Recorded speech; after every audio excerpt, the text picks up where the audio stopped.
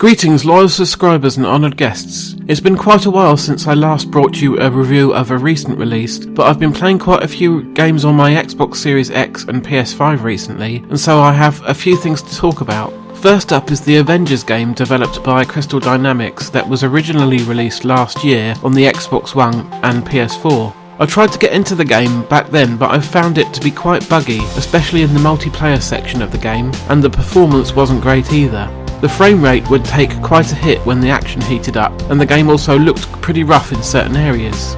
Finally, the fundamental design of the game got a bit boring after a while. The early single-player missions were fine as they were extremely cinematic and featured a lot of the set pieces that were just like the Marvel movies. But past that, the environments and mission objectives grew incredibly generic, with the same largely empty environments used over and over again, combined with the same bunch of boring enemy types and simple door unlock puzzles.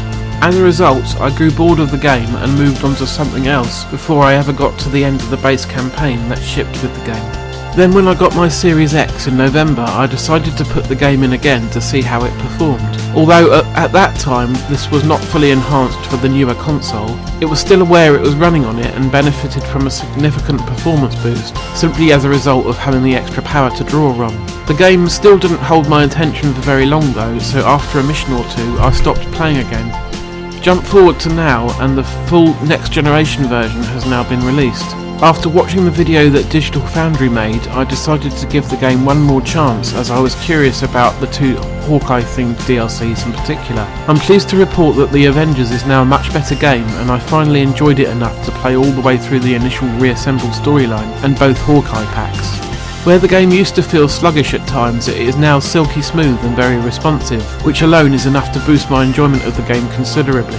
It's also received a significant visual upgrade as well though, not only in the frame rate and resolution, which you would hope would be better, but in things like particle effects and water, which have been completely redone. Now, if you play the game using the resolution mode and play as Hulk, ripping out a chunk of the ground generates realistic particles of rubble which have real physics applied to them and stay where they fall on the ground. In performance mode, there are a lot fewer particles that may also disappear in order to maintain the target 60 frames per second.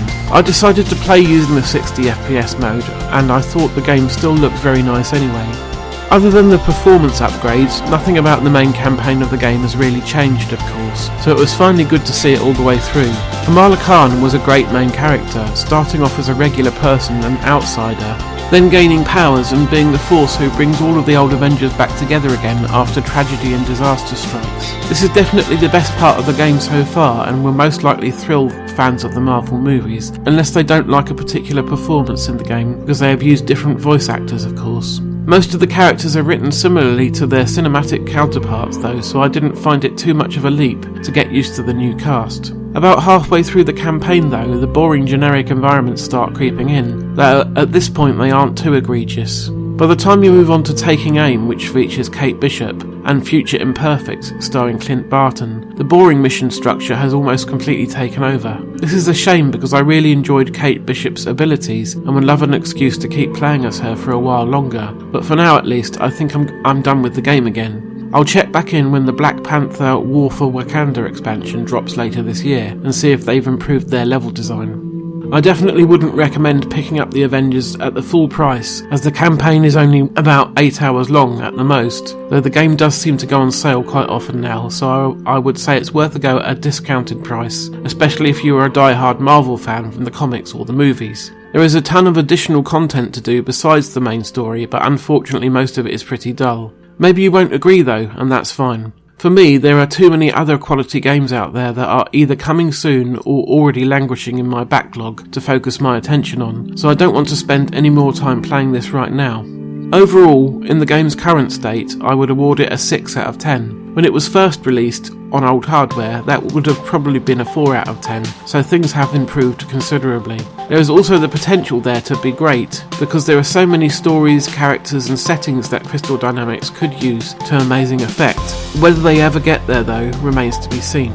So that brings me to the end of this short review.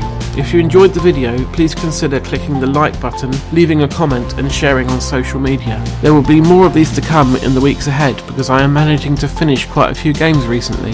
There will be another episode of Cover Take Chaos Zapped next week though, so I hope you will join me then. And in the meantime, Take care.